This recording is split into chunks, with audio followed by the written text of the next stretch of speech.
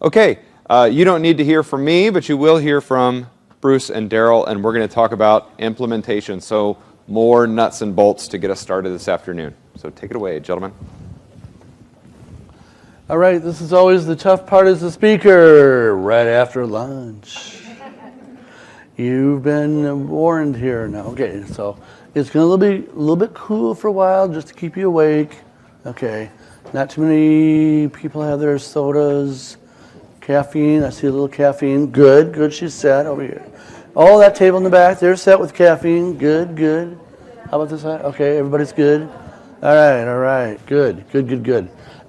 Hey, this afternoon, I want to share a little bit, before we hear from Bruce, a little bit about Ability 360's approach on strategies for diversion and transition. And there's always a danger in this type of a portion of the program in that a speaker can talk to you so much about what they do in their neighborhood, and you say, okay, that's all good and fine where you're at, but I can't apply it where I'm at. And hopefully I won't fall into that pit. And if I do, call me out on it, okay? So I will share with you what we have done in the Phoenix area and hopefully make it general enough that you can use it wherever you're going back home to. Okay? That's my goal for this portion. So, our experience with outreach to folks going through rehab is one example of a targeted approach to assisting someone to avoid institutionalization or being fast-tracked from rehab to nursing home. So we have a full-time staff person who does nothing but go up to the rehab centers and introduce the independent living philosophy. So right off the bat, I can just hear the wheels grinding in your minds thinking, we don't have funding for a full-time person.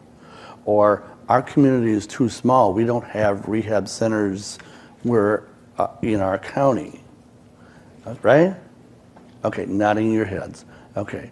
But this is part of the process in keeping people out of nursing homes or transitioning folks. So use this information and apply it in your way of path of travel, okay? So the early intervention program began as a response to an identified community need nearly 20 years ago. First of all, the name of the program, early intervention. You know, this started about the same time I arrived in Phoenix about 19 years ago. And my context from a previous center in Minnesota was early intervention is birth to 5. Yeah. Right? Birth to 5 is early intervention, you know. And so my frame of reference was, nope, it's rehab and getting to folks right off the bat. So right off the bat, there we can say, you can do this and you can rename it to whatever works for you and your community. You don't have to call it early intervention, but the point being is that any good center is going to see a community need and be there to address those needs, okay? And this can come from a trend of your information referral calls. Maybe you, like for us, for our information referral, our full-time staff person gets 300 calls a month for information referral. The trend is that about a third of those calls are housing related. So boom, there it tells management, it tells our president and CEO, and it tells our board of directors that there's something here. There's a community need. So nearly 20 years ago, we saw that with the rehab centers in the Phoenix area, we've got a lot of folks coming through. And, you know, there's a perceived need here. So let's identify it and see how we address it. So program provides outreach to folks in the rehab hospitals who are newly disabled.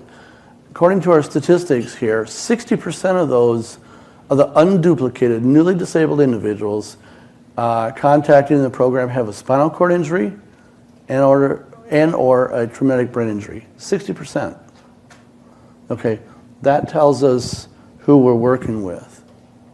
The visits to the rehab facilities are regularly scheduled to meet with individuals and their families shortly after a catastrophic trauma resulting in a profound disability.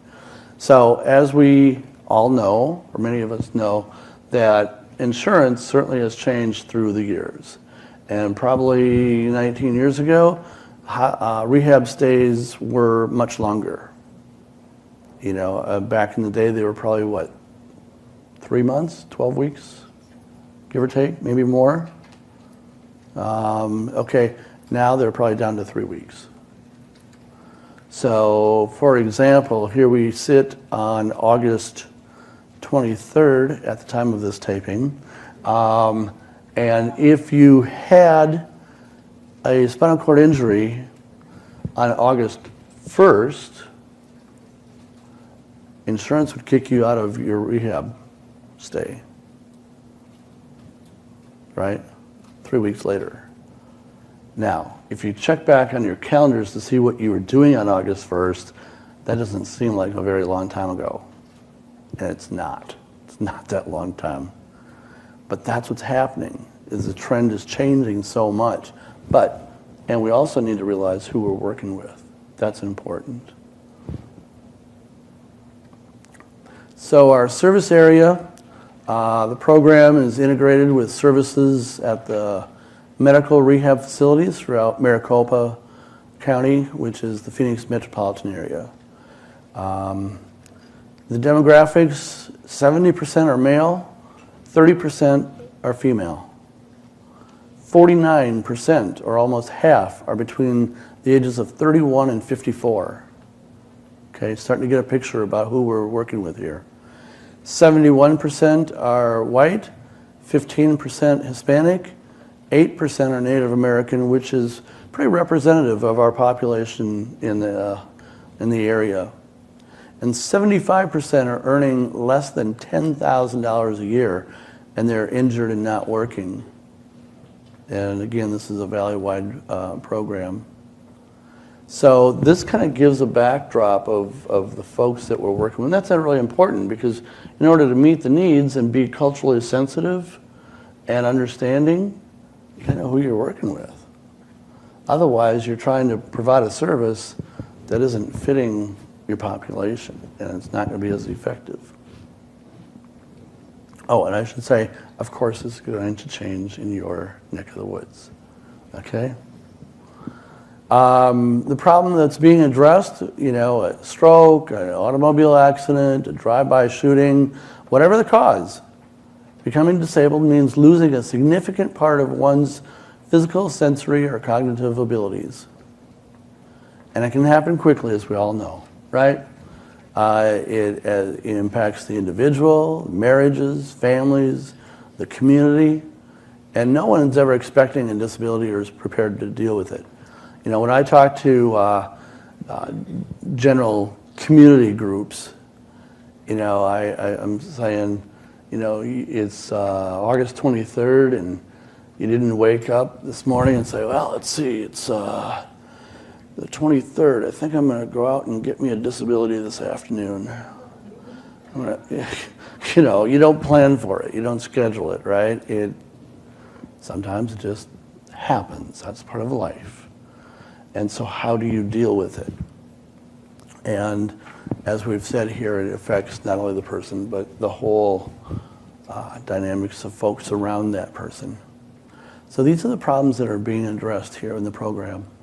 Also, the medical professionals do a great job of putting bodies back together. However, the things needed for this psychosocial adjustment to disability are not necessarily available through medical professionals or insurance companies. And that kind of comes back to that point of, you know, people with disabilities are broken. They need to be fixed. And the medical profession fixes bodies back together, and they can do surgeries, and we're doing amazing things. Don't get me wrong about that. I mean, from where we were, 40, 50 years ago, my gosh, I mean, some of us in the room are probably a testament to the medical advances. Yeah, I see nodding in the room. That,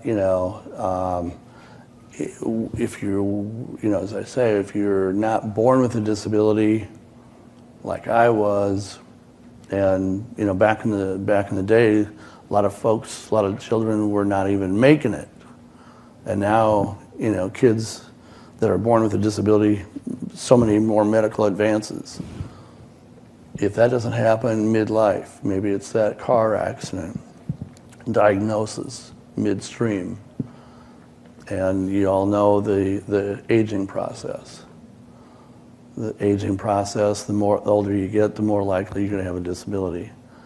And you've probably talked to those civic groups or whatever in your community, and you talk to seniors at the senior center, and like, are you a senior? Everybody raise their hand. Proud to be. I'm 85. Power to the people. I'm a senior. Proud of it. Do you have a disability? Nope. How's your hearing? What's that? Any arthritis? Just on rainy days and Thursdays. But remember, I don't have a disability. Okay. And that kind of, right, yeah, it's true, right? You're proud to be a senior, but having a disability is a whole different connotation. And it's not always a good one. So when it happens, you try to minimize it or deny it or whatever the case might be. But it's real. And so we talk about the medical professionals who do a great job of putting things back together. But we in this room are here to address so many of the other issues in a more holistic approach. And that's part of what we're doing with this program. According to the National Council on Disability, unemployment rate for people with disabilities just under 70%. I think we've lowered it all the way down to 69% now.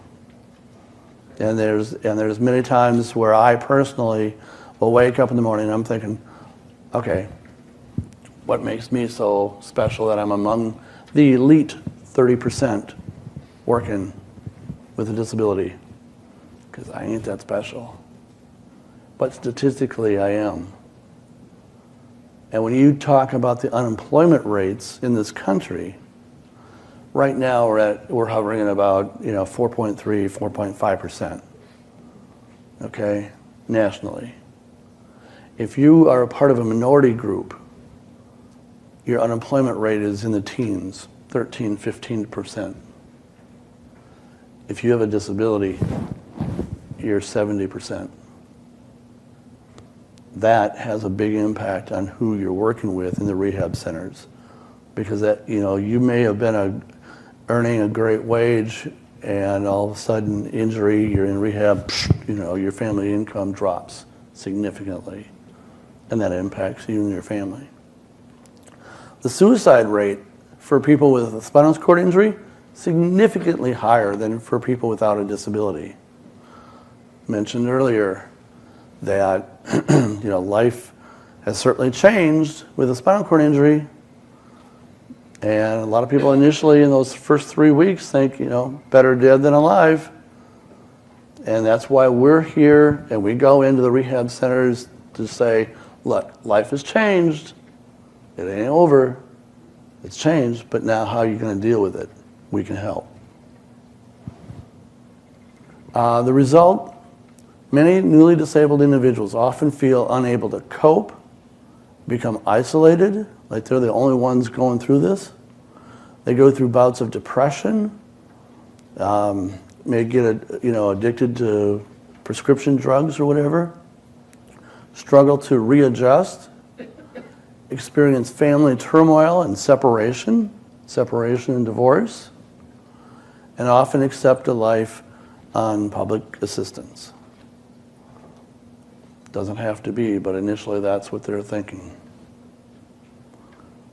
So, our program's purpose measurable goals and objectives. We introduce individuals to the independent living philosophy of self-determination right up front. I think in the 19 years that I've been around up there, we have had two program coordinators. One was post-polio and used a power chair, and our current person for the last 14, 15 years is a gentleman with a quadriplegia.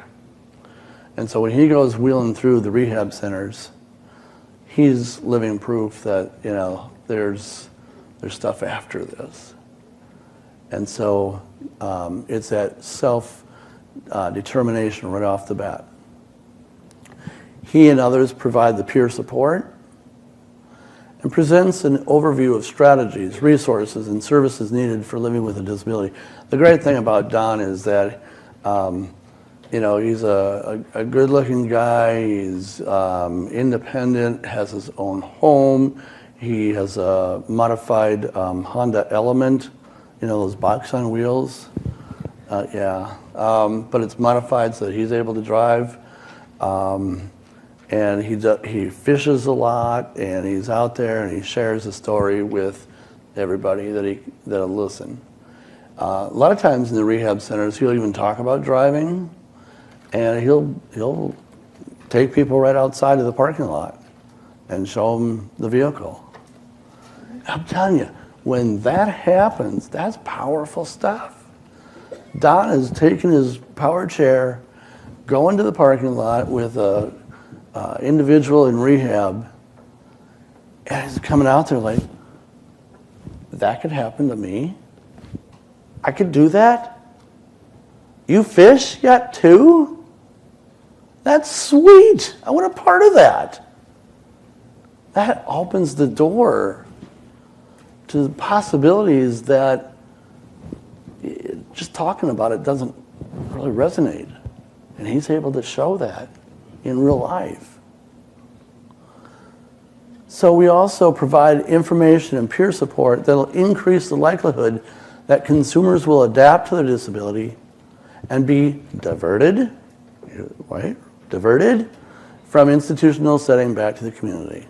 So if we can present that information, the peer support, right up front, it's going to keep people from going to the nursing home in the first place. Right? Okay. We also show through self-reporting that education of resources gives knowledge and self-empowerment. Many times when Don stops by a room, he'll drop off a brochure, and I'll talk a little bit more about the materials that he drops off, and they're not ready to talk to him. You know, he comes wheeling in, they don't want any part of him because he represents their future. And that's scary as anything. They don't want to deal with it. So it's like, okay, that's cool. I'll drop the materials off. When you're ready, give me a call. And that's fine. We're not forcing ourselves on them. And we integrate this through all our services and address the whole person, avoiding the institutionalization. So we have, I believe, seven objectives here. And this is information, by the way, straight off from a grant that we had years ago. So feel free to use it and just, you know, cut and paste to run a grant. Okay? Yeah, I can run a grant off this. This is cool, you know.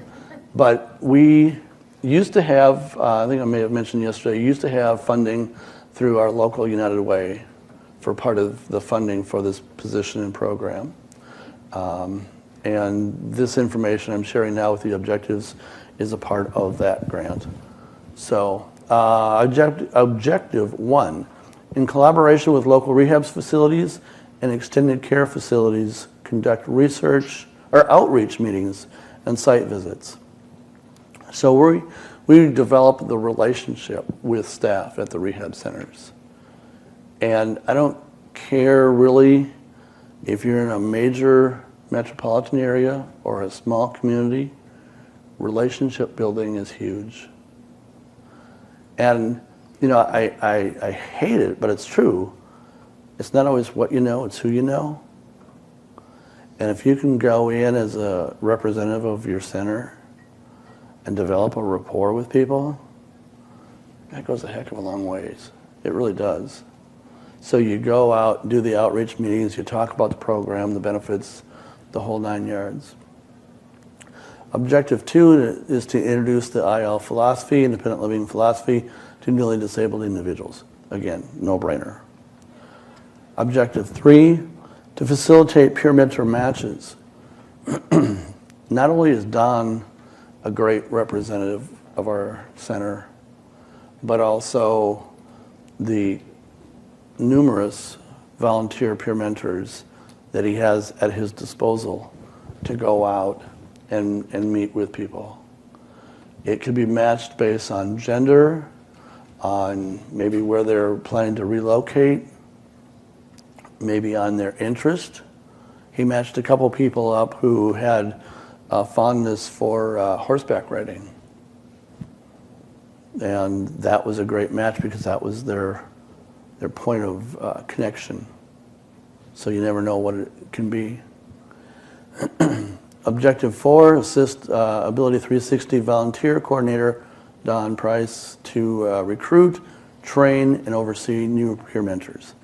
So he kind of oversees getting new mentors. And many times too, is probably in your center, former consumers are eager to give back and become volunteer peer mentors for you. Former consumers now are peer mentors. They were the mentee, now they're the mentor.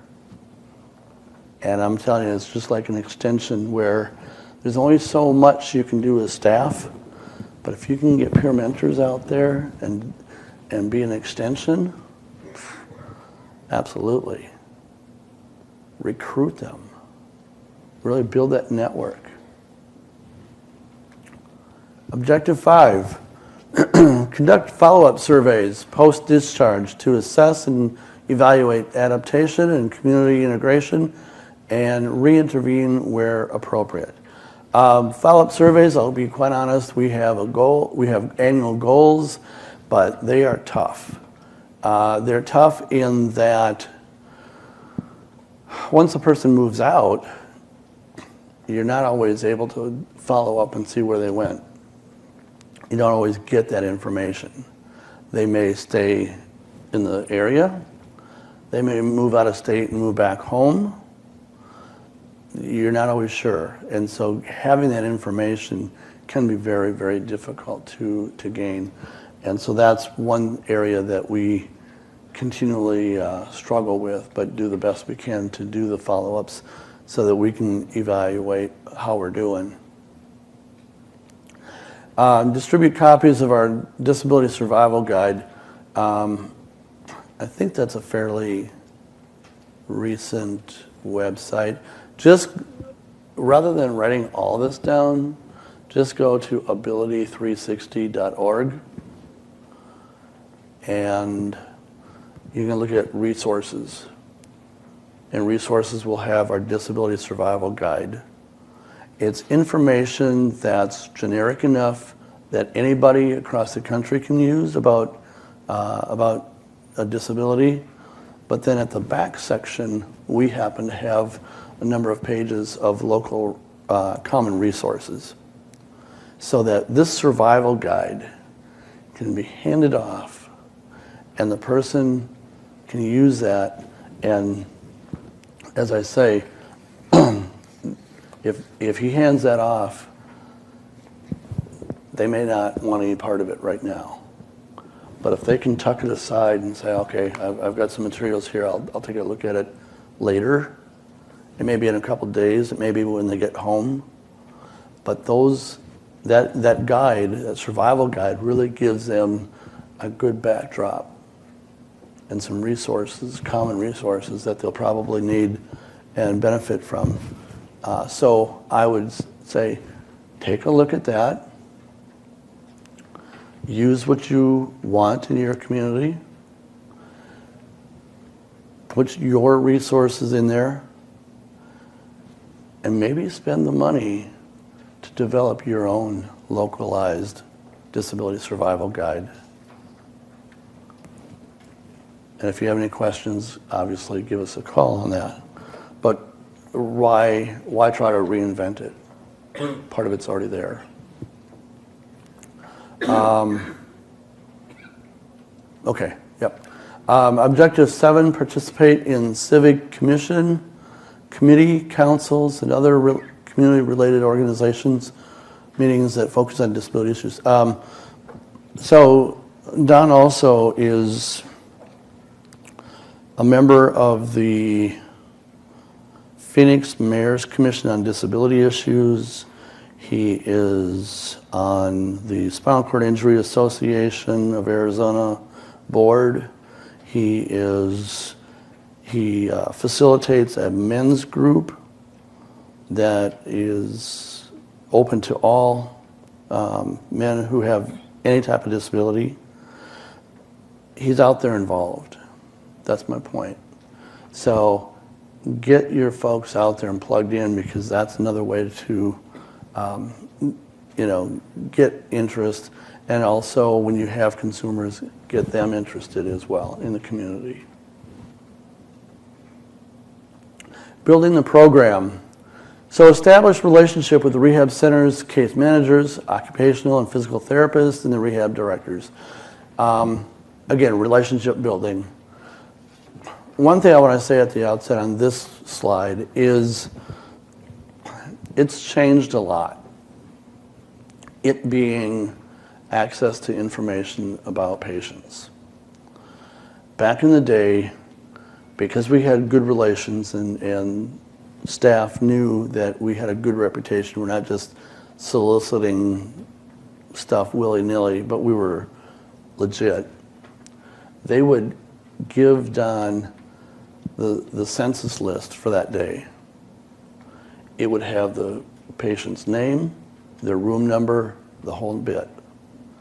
And he would be handed this roster and said, go for it. I know that this is your Tuesday to be here. That was easy. That was great. They knew that we were a great partner with them to provide enhanced services in the facility. In recent years, with HIPAA guidelines, nothing. They will not tell you a name. They will not give you a room number. They're not allowed to give you anything.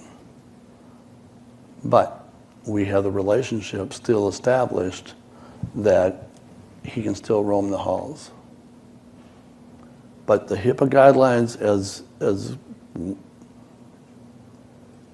they're there for a purpose, and it's a good purpose. But it makes it much, much more difficult to get that connection made in the facility. So, relationship building. Offer to do in-services to educate their staff on the center services. And if you have local colleges offering degrees related to rehab, offer to instruct in the class. If it's a community college, if it's a four-year college, great resources. You might not have thought of that. Use it. Have a presence at conferences, summits, health fairs. Be as visible as possible. If your communities are like ours, man, you're flooded with requests in the spring and the fall, right? We have a health fair over here. We have a health fair over here. This apartment complex that, having an informational, tables and booths and stuff. We want you to participate. Man, it can be really, really overwhelming. But I'd say, push yourself to do the outreach. It's a great way of marketing. So think about that. And sometimes, it's like, oh man, I'm stretching my staff along. Saturdays or evenings is, activity 5 to 7 p.m. or, This Saturday we have 2 requests, and it's pushing staff, but it's a great way of doing outreach. And if possible, have your brochures available to the patients for rehab. To print up marketing materials, it's a small cost for the benefits you'll get. Because again, you're going to have folks that will maybe toss your materials aside right away, but they're going to come back to it more than likely later, and they'll have that. So the tools, program coordinators is the first tool. He's the person with a disability, and he has instant credibility. Just by wheeling in, he's got it. If someone comes in with either a hidden disability or no disability, the information's still there, it's still a valid resource, but I really believe it takes on a different first impression. If you have a visible disability and like Donnie's wheeling in as a quad, it just does. Centers for Independent Living programs are the next important tool, especially your peer mentors, independent living skills, and information referral. Again. And other tools include your program brochures, your newsletters, your survival guides. Consumers are bombarded with information. And we actually give them a folder with brochures organized. At first it was like, oh my gosh, that's another cost. A nice little folder with the little slots, put all the little brochures in. But man, it's like, okay, you won me over. I see the benefit, because you do have your home modification brochure, your main brochure, your peer mentor brochure, whatever, your survival guide, maybe your newsletter. Put that in so that they have a nice handy packet. Give it right to them. They have it right tucked away in one place. You don't have materials flying all over. It's worth it. The interactions. Referrals can be made by the referrals can be made by family members, the rehab staff, case managers, consumers themselves. Doesn't matter. Doesn't matter. Never make a visit without the consumer's knowledge or consent. Most visits are made in the afternoon post-therapies. So, Don might work from 10 in the morning till 6 p.m. are his hours. If he tries to start at 8 a.m. coming to rehab, it's not happening because everybody's down at the OT or PT. That's just the scheduling. Often it's a family member or members who have the most questions. Talk with the individual themselves. If family have questions, as much as possible, because you want to have them involved in that information sharing and with that process. Now, having said that, there are some times where maybe a spouse or something has her issues and that she wants to talk about or he wants to talk about. And, I'm not sure how to deal with this with my spouse, now going through rehab. I'm not sure how to handle this adjustment. And that may be a side conversation to meet their needs. But as much as possible, try to keep everybody in the loop. And it's important for the coordinator to stay on top of resources and knowledgeable about services. Keeping up to date with the survival guide and the resources in the back. You guys know. You get resources, maybe they changed their phone number, maybe they changed their web address, or they moved, and so you don't want to have, bad information distributed out. It wrecks your credibility. And like I think we mentioned before, it's terrible when you have agencies that don't even call people back and don't make it because you gave them a bad number, a disconnected number or something. Keep up to date. When possible, collect contact info from the consumer for future follow-up. If that's possible. And it's important to understand and recognize the stages of grieving. I think that's a big one too, because you're going to see the 7 steps, right? You're going to see the whole range, and allow people to go through those processes as they adjust and grieve the loss. And patients are often tired, medicated, emotionally drained, and being told to be sensitive to their fatigue, be aware of nonverbal cues. So don't push yourself if they're not in a good position to take your visit. Measuring outcomes. Knowledge of consumers to be involved in their rehab planning and therapy programs.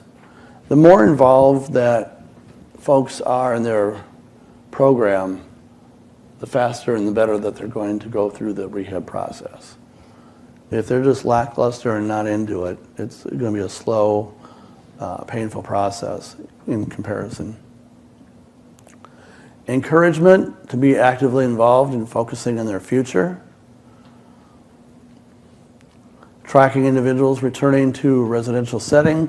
So if someone wants to move back to their home, perhaps you can ask about accessibility. Maybe it is a one-story home that they want to get back to. Maybe you do have some options for home modifications that you can help them with.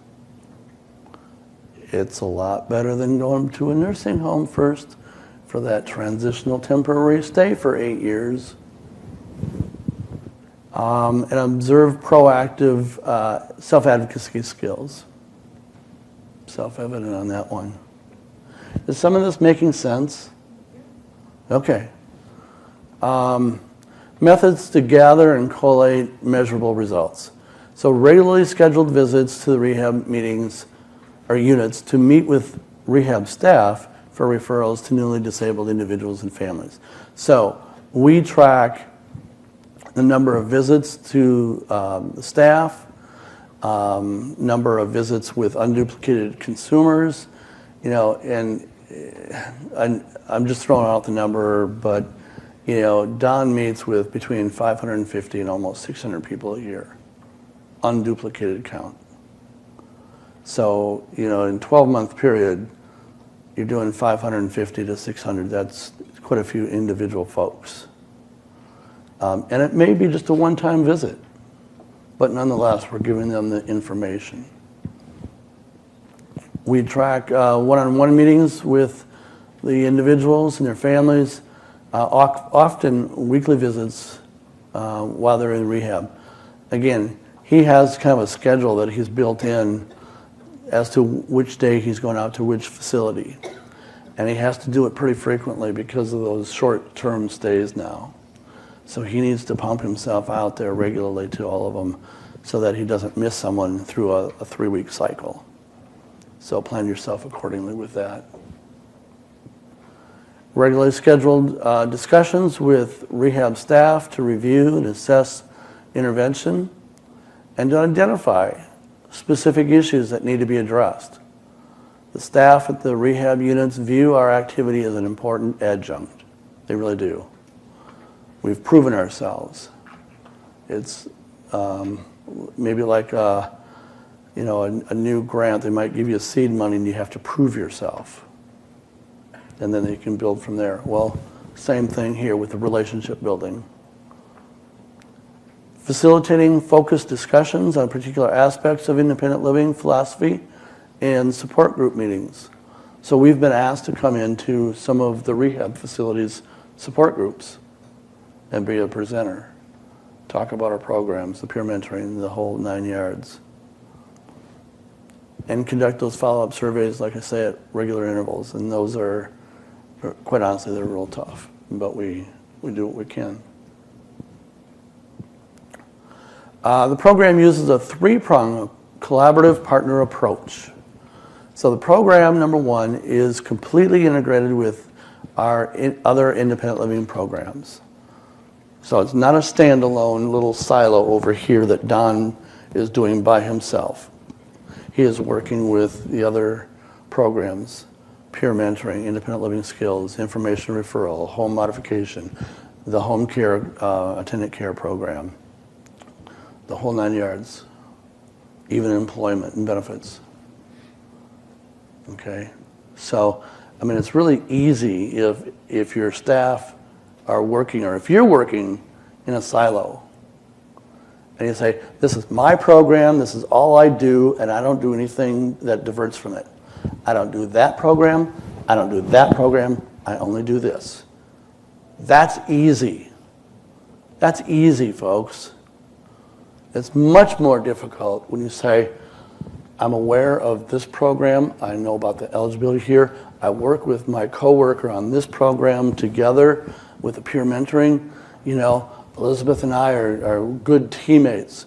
I am up in the rehab centers, but she's the volunteer coordinator that helps with the peer mentoring. We work together to recruit and train. That's much more difficult, but it's a heck of a lot more effective than working in a silo. And if any of you are management, man, you better change your paradigm shift. Make that shift to be more interactive. Okay. We also work collaborating, number 2, with medical rehab facilities. These relationships are mutually beneficial as staff refer individuals over to us. We get a lot of that back and forth. And 3, the program collaborates with other disability-related and community organizations.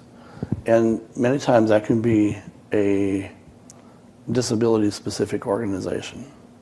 It might be the Spinal Cord Injury Association, the Brain Injury Alliance, it might be, you know, whoever, and we work together there. Diversion, the D word, diversion from institutions to community is always the bottom line goal. A couple case examples, how am I doing for time? Okay. So, case example, Steve met the coordinator in rehab after he experienced a stroke. Coordinator shared community resources and information. Steve started mentoring others in the rehab and became involved in our services, such as living well with a disability, peer mentoring, the men's support group I talked about. Came to work out at our sports and fitness center, participate in independent living classes. And he's currently pursuing a small business of creating an accessible kitchen with cooking classes for people with disabilities. Now, is that cool or what? Yeah, it's pretty darn cool. And he's well on his way to making that happen, by the way. Things to consider? Yeah, funding. For years, this program was funded by United Way. Currently, our program revenue comes from discretionary and unrestricted dollars from our home care program. What's really needed is the staffing, existence of the rehab facilities in the area, and rehab reluctance or confidentiality, HIPAA liability issues. That's kind of the tough one there sometimes. Most common concerns that Don has reported that folks have: housing. Gee, that's a new one, right? We haven't talked about housing needs this week. Quality of life. What kind of quality of life can we expect? Sexuality and relationships. Yeah, that's one of the top issues that people are concerned about and asking about. And the daily functionality questions. Coordinators should be positive and living proof that there is life after disability. However, it's important to be honest and realistic. No cheerleader mode. Okay, that's where Don has to tone me down from my cheerleader mode. Okay, he says, you know, Daryl, we got to be realistic. We got to be honest. It's not going to be easy. It's going to be tough. And Okay, I get that. Okay. He also shared with me that people are comforted knowing that they're not alone and that there's community out there available to support them. You know, you've had those instances where people feel, you know, I'm the only one out here. Nobody understands what I'm going through. Let them know that there are. Technology helps reduce but not eliminate the isolation in rural populations. sometimes that's just tough, but technology helps. And with that regard, there's no better time to have a disability than it is now, because the technology is so amazing. You can Skype and do whatever, right, on your phones and such. The bottom line is, we want to give consumers and their families tools that they can use after rehab to avoid becoming depressed, lost, and isolated, and to prevent that downward spiral of depression, drug use, and isolation. That's our bottom line. And we're on group discussion. So before we go to group discussion, do we have time? Yeah, you're good. I'm good? Okay. Yeah, if you want to Okay. have a conversation, I will have, thanks. How much time do I have, Bruce? take what you need. Take an hour? No. Okay, so questions, comments. Let's start over here. We haven't heard voices over here for a while. Hold on. Jim's coming. Thank you. With your marketing materials, do you have somebody who helps you create those, like within your agency? Do you go outside of your agency? How do you do that? Good question. We have a board of directors who 3 years ago maybe chose to put resources into developing a marketing department. And so we have folks primarily with disabilities who have a marketing background and are working with the program staff and management to develop materials that are consistent with the branding, because about 2 or 3 years ago now, Ability 360 had changed its name. We were Arizona Bridge to Independent Living, or ABLE. 2 or 3 years ago, we were rebranded, and so the marketing department has a consistent message and a look for the website, for the social media, for our printed materials. And so within the context of that, they work with the program coordinators to find a look and feel that fits the program. And that includes the early intervention program. So yeah, we're very blessed to have an internal department of marketing.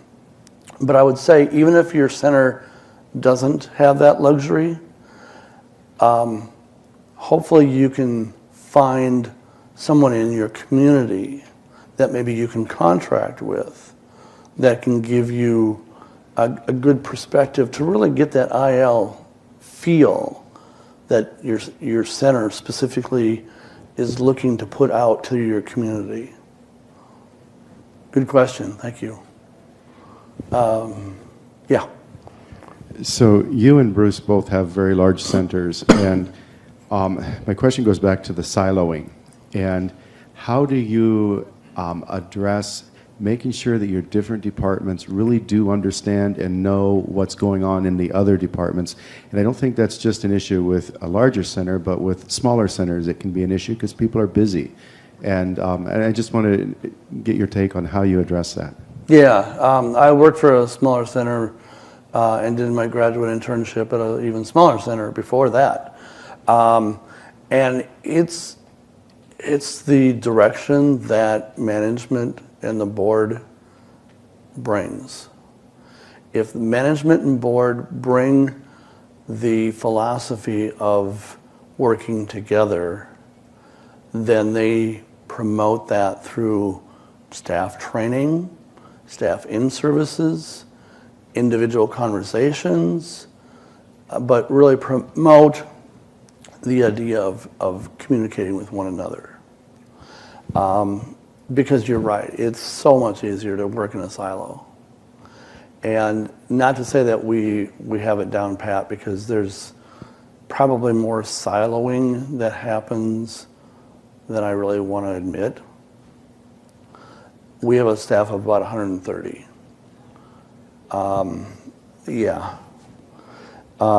And even within my unit of community integration, we have 10 people. The advocacy unit has their staff. Our employment program has their staff. And then we have a large billing department for our home care program, right? But there's probably more siloing than I really want to admit. What it takes is continued reinforcement by management that you need to talk to each other. You need to learn what the eligibility is, at the very least. What's the eligibility for this program or for that program? And when would be a good time to refer to that program? Who's the right consumer to refer to that program? And keep pounding it. Keep pounding it. Because it doesn't happen organically often. Please. If I could, so we've done a couple of things because it is difficult as you get bigger. So I remember when our center was so small, there were like 4 of us. So we just knew what everyone was doing. But as we grew, we had 2 issues, siloing and sort of acculturating people to the IL community and what we value. So we've done a few things that actually we think are very helpful. Every 2 weeks, we have an all-staff kind of meeting. So basically, it's not it's a half hour. So it's just a half hour every 2 weeks. We're scattered through a number of offices, so we're all connected by video conference. And then we have at least a section of the organization talk about what they do. Yeah. We have organization-wide events that we coordinate. So the things that we used to do, the once a month sort of big dinner kind of thing where we all got together, we've sort of carried that forward as sort of organization-wide events. And then we celebrate like the transition stuff that's celebrated by everyone throughout the organization. But we also have a strong component of folks participating in like the adapt actions, the protest stuff, so that is sort of, even if folks can't go and do that work because someone has to actually stay behind and run the place, the folks who they can help with seeing us off, putting together care baskets or care bags or something so that people would have snacks and stuff with them. So there's ways that we sort of make sure that we're all connected. The big issue for us is community-based staff, so we work really hard to make sure that they're engaged as well, because that just really just covers the office-based folks. But that's one of the things we have to really pay attention to. Yeah. Tim, there's a question behind you there. We're from Michigan, and we just have a question. We do very similar to what you're doing in Arizona. We have specific outreach that goes to the rehab and nursing facilities. In transition, we do a lot of marketing, presentation, fairs, and so on. Right now, we're going through what is called the Nifty Redesign Team, and I'm just curious if anybody else is going through this, where the state, because our program is funded on a grant from the state, they're looking at redesigning and doing the marketing themselves, where they're going supposedly to be going and getting the referrals, and it's going to a central intake. And from there, us CILs, along with Waiver, Area Agency, and MORC, are going to be like in a pool. And it's supposed to be consumer choice, and then the consumer is going to choose which transition they want to work with, and that's how the referrals are going to come. So it's kind of being taken away from us, so to speak. So I'm wondering if anybody else has gone through this, because we're like kind of up in the air to where our program is going. Wow, that's the first I've heard of something a model like that. From what you're presenting, I would say make yourself very visible, market the heck out of your program so that the state or whoever decides who goes where knows that you are a viable, valuable resource with the independent living philosophy, because believe it or not, that can sell your program many times. And so my philosophy that I tell my staff is, if you do the right thing for the right reason, the money will follow. And sometimes you just got to put it to blind trust. But if you do the right thing, and you're doing it for the right reason, the money will follow, and therefore maybe then the referrals will as well. Good question. Oh, yeah. Our state has always done it that way with our Money Follows the Person program. The referrals have to go to what began as the ADRC, and then it goes to the state Money Follows the Person program, and then we get the referrals. We haven't had trouble getting the referrals because we're basically the only people out there that are signed up to do it. But the types of referrals became very different when we are not allowed to go into the nursing homes and market, so we can't do that. No. So the types of referrals, because a lot of times it's the nursing home making the referrals to the state, and it's the non-compliant people that they want out. Okay, and that definitely you can't go into a nursing home and solicit. This program, however, is in the rehab centers, so that's a different type of setting. When you're marketing in the nursing homes, what we found is that if you're working with one individual in the nursing home because they asked for it, then you can use them as your excuse to stay in there. So we have actually used many times by working with one person, that allows us to stay in the nursing home, and what happens is that their buddies or their friends are saying, "Psst, this guy over here that's coming in from the center, you might want to talk to him. He's helping me get out." "Oh yeah? I want a piece of that action. I want out too. When's he coming back?" "He's coming back to see me on Tuesday. Come on over at that time."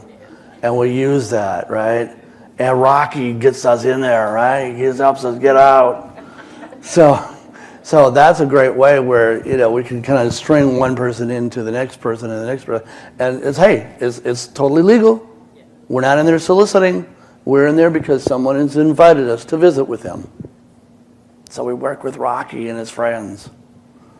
Do we have time for one more question before we want to hear from Bruce? I think we might have to. Oh, we need a break? Okay. Sorry, Stephanie, we'll talk later. Bruce, sorry, you're up. So we've left you about 2 minutes for a 30-minute segment. So. Okay, no, that's cool. Okay. What time is it? Okay, so I sort of thought we were sort of sliding into the group discussion. So we have 15. So did you want to take one more? I'm fine with you. I'll do one more. That's fine. Okay. Okay. Give time. I just want to Okay, check in with cool. Thank you. Defer to my esteemed colleague from New York. Let's see. Stephanie was over here. Sorry.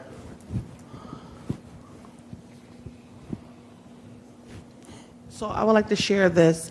So what was given to me in the beginning from a social worker, a referral started off that way. And then from there on, the social worker and I created this relationship where she's like, "Hey, so when I have people who need to get out of the nursing home, can I call you?" I'm like, "Sure, call me all you want." So we created that relationship to the point where I get referrals from the social workers from the nursing home. Yep. Which started off as a social worker calling. Yep, that's great. It's relationship building. All right, Bruce, I will defer my time over to my esteemed colleague. Well, thank you. Okay, so we've talked a bit about how we can use our core services to do diversion. So the core funding, our IL funding, our base funding to do diversion work. We've heard about targeted programs that do outreach. But when I think about my center, it's a variety of other services and things that are done as well. It's not just those two pieces, the specialty programs and the core funding. There are these other contracts and things that we do. So, one of the areas where we do a great deal of diversion is in the area of services that are provided under the Medicaid Home and Community-Based Services waivers, or HCBS waivers. And so how many folks are involved in the provision of like waiver services, community-based support services? So a couple of folks here. Anyone? Okay, I know we are. Not you personally, but your center. Maybe I should be clear, broader in the question. So a number of centers are involved in that. So one of the things that our center provides, and has provided actually since before we got our federal IL funding, actually even before we got $1 of IL funding, we had waiver services and we provided service coordination. So actually for me, I had actually started in as an accessibility specialist for one center, left, went to pursue a career that I was never going to do. Paid for a master's degree that I kind of used, but whatever. And then came back and started doing what's called, we call it now service coordination. Then it was potentially case management. Sometimes it's called care coordination or care management, some combination of those terms. So do folks do that? Any of folks do that work through their centers? So we've got some folks. So at 26, I basically started doing service coordination for about 18 individuals with significant disabilities living in the community. And the kinds of calls that I would get were, the church people came and took my ramp. Okay, and behind each of these things, there is a story. My girlfriend was taken to the hospital. Why? Well, I accidentally pushed her in front of a van. Okay, these are all real. And actually they said, basically they told us, she's a vegetable. You should see the brain damage she has. When we got there, I asked, you do know she has cerebral palsy, right? Because actually, that looks like brain damage on a scan. They didn't actually seem to check on that one. One of the other ones, the prostitute took all my money. My response was, oh good, it's the beginning of the month. You're going to get more money later today. Oh no, I did that already. I'm like, oh God. A man named Snake is harassing me and it's causing seizures. So I ended up gleefully trading for that instead of going to the hospital where someone else was giving birth. So at the same time, one guy was being harassed at the End Zone, the bar, and another woman who was giving birth. I'm like, oh no, you go to the hospital, I'll go deal with the End Zone. And obviously, okay, so I was younger, but kind of just like this. So you can imagine me in the End Zone looking for a man named Snake. But so it was very interesting. It was actually a 3-day project.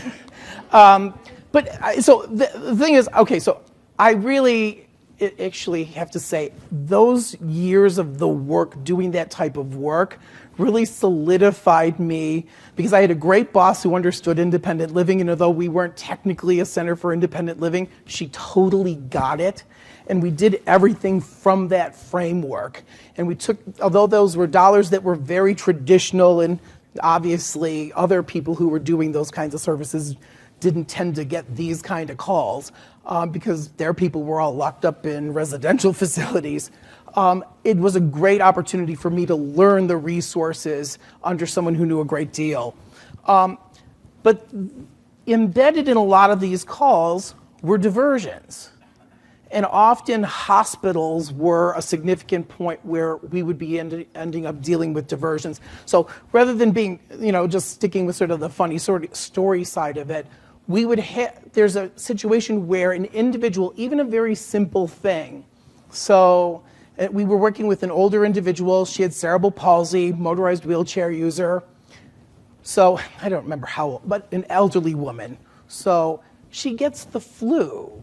Okay. Goes to the hospital. Thank you.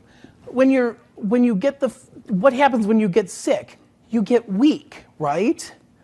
So the hospital decides she must go to the nursing facility because she can't independently transfer or she'd require assistance. And what our role, or my role as the service coordinator, was to sit with her, and they really used all of the tricks to try to push her to voluntarily go into the nursing facility. And they started the meeting by looking at her and saying, now, you know what you need to do. And I started to talk, and they said, Mr. Darling, please. This is her meeting.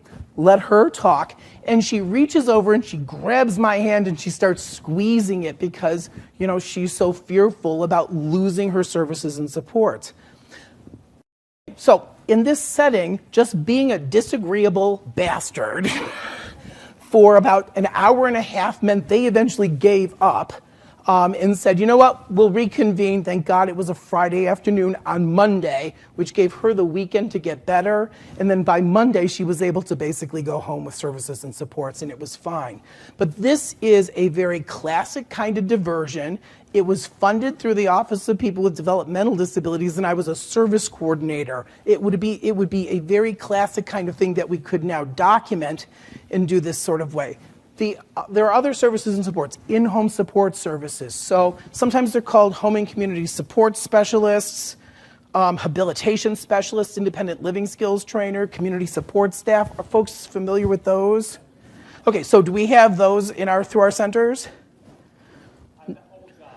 Old jobs, but some centers that are providing those services, maybe someone's being threatened with eviction because they're not maintaining the apartment, but the person who's doing the services in the house is helping them maintain that. That is avoiding institutional placement. So these are the kinds of things that we can be doing.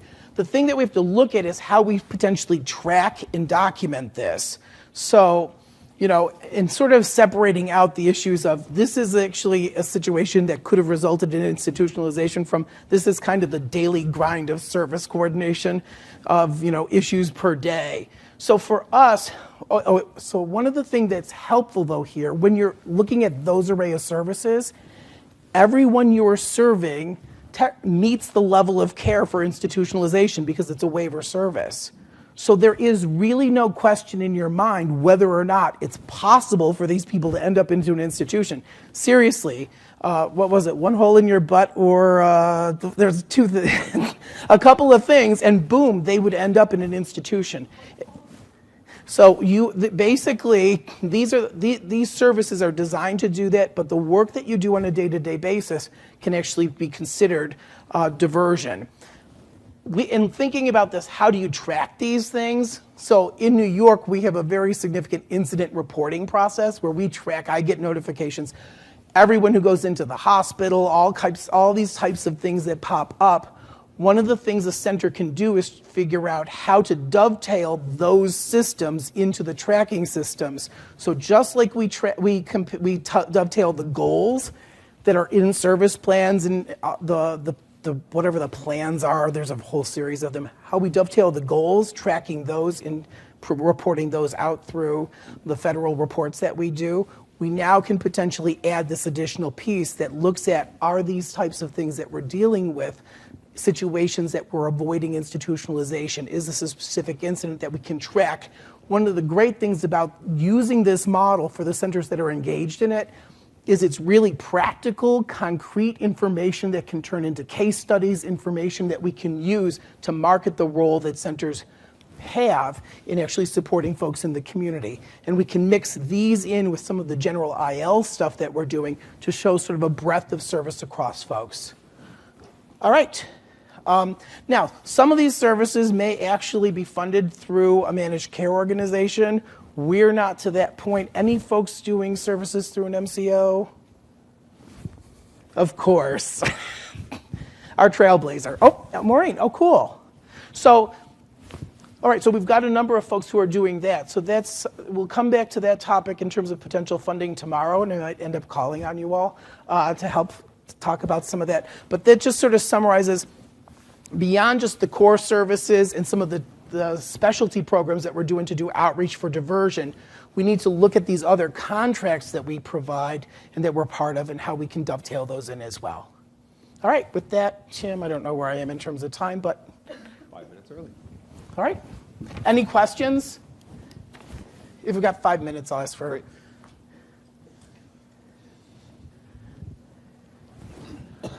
So then would you qualify service coordination? I'm the service coordinator for a group of individuals with disabilities.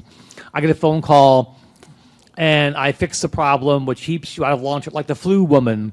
Is that diversion? Okay, the woman with the flu, I would say was totally diversion. It wasn't even a question. They were saying, she is going to the nursing facility today.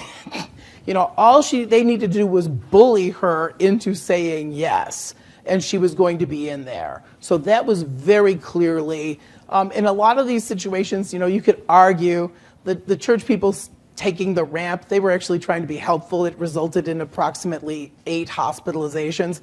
So I think that probably ended up being a diversion as well. Yeah, but, okay. you know, at the time, I didn't think that this was a diversion or anything, you know, an outcome even. All I was trying to do is figure out, oh my God, these are the things that are happening. We need to help people. And I think one of the things that is important in this is it's something that centers do. I mean, so these things are funny, but we do this without dedicated funding for a lot of people across, you know, throughout the year. And I think trying to capture some of that piece in terms of the importance of our services and how we're supporting people, it goes to the issue of providing those services as a community, but recognizing that there is with that mindset, but recognizing that there is a value to that work as well. Yeah, because I had Fred, one of my older clients passed away, but he had a hip issue. And we're in the hospital for a couple hours, and right away, Fred should go to the nursing home. I had to fight for 7.5 hours saying, no, it's called intermittent support for Fred. I have 5 staff who will see Fred over the next several days. Oh, but they're not trained. Yes, they are. It's only a hip issue. He fell. He's fine. He's not crippled. 7 hours of fighting doctors, nurses, and social workers about where Fred should go for the next 2 to 3 weeks. Long-term care, why? He has staff. Yeah. I had to call my director to come to the hospital with me and fight them at the hospital. Well, and they want to empty that bed and turn it over. Okay. Hi, Bruce. I had a question. It's just something that came to mind. We've gotten a couple calls about people that are in the hospital and they can't come home because they say they're going to die. They need to go on hospice. And the person says, yeah, I realize I'm terminal. I don't want to die here. I don't want to die in a facility. I want to go home. Help me go home and get the care that I need for my final days. And sometimes the doctors are totally wrong. It could be months later and they're still hanging on. And other times they could be days. It could be days and they can pass away. Wouldn't that be considered like a transition, or if they're going home? Yeah, the tracking on it, I'm probably agnostic on. We're still trying to sort out how we would, in our own center, track that. I think, luckily, since we're in Rochester, we can talk through some of the specifics of that. But I think the idea, unless the facility has a guardianship on the individual, you know, which we've run into. So where an individual said, no, I am not leaving to go to that nursing facility. And that is a power you have. You don't have to sign the discharge. You can just stay. Now, it pisses off the hospital beyond belief, particularly if you've occupied a hospital bed for more than a week and they want you out. But that's a technique that we've used. The flip side is, you don't have to keep me here, you know, and you can set up those services and supports. The issue is whether the hospital is going to get in the way of those Medicaid services. Well, we could talk about you're right. We could talk about specifics, but I could see it becoming a problem where people want to go home to spend their final days and not in a facility. Right. Well, that's exactly. I mean, and they have a right to do that. I feel. And honestly, I think that's a valuable outcome out of that. All right. And with that, I think we've probably used up our time, Tim. We have time for one more question. Okay, one more. There is one.